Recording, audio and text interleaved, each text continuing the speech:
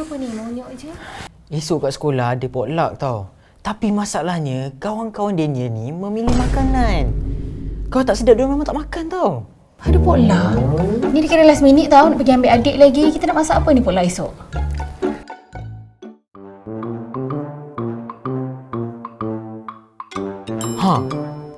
Mama masak chicken wings lah.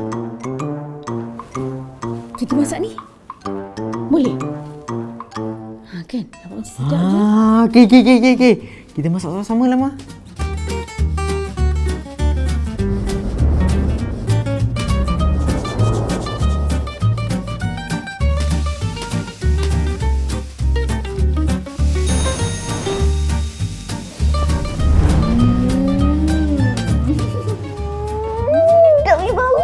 Ya sayang, lada berperisa Haji Syu ni bukan saja boleh tertabur tau.